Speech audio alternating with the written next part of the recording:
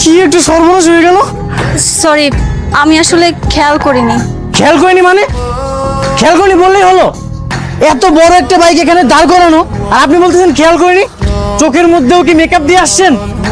দেখুন, আমি কিন্তু আপনাকে সরি বলেছি, তারপরও আপনি এত কথা কেন বলছেন? সরি? সরি বললে কি সবকিছু হয়ে যায়? আমি যদি এখন আপনাকে লাথি মেরে ফেলে সরি বলি তখন কেমন লাগে বলুন তো? লাথি মারবেন মানে? এই, আপনি কিন্তু এখন খুব বাড়াবাড়ি করছেন। আপনাকে আমি সরি বললাম না? বাড়াবাড়ি দেখছেন কি আপনি? হ্যাঁ, আমার বাইক নষ্ট করে জরিমানা যদি আপনি না দিয়ে এখান থেকে যান তাহলে দেখবেন বাড়াবাড়ি কত প্রকার আর কি কি। কি জরিমানা? সামান্য একটা বড়বড়ি বাইক পড়ে গেছে এই জন্য আমি জরিমানা দিব?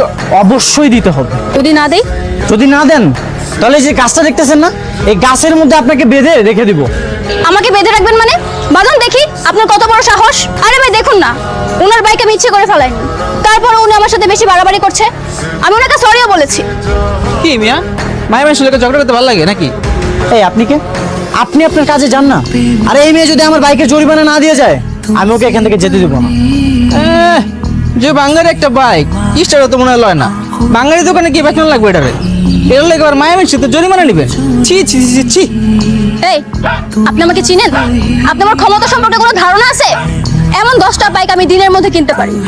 এতই যখন টাকা তাহলে আমার জরিমানাটা দিয়ে দেন না, আমি চলে যাই। আপনাকে আমি বলেছি না আমি কোনো জরিমানা দিতে পারবো না। আপনার যা ইচ্ছা হয় করুন। আপনার কত বড় সাহস?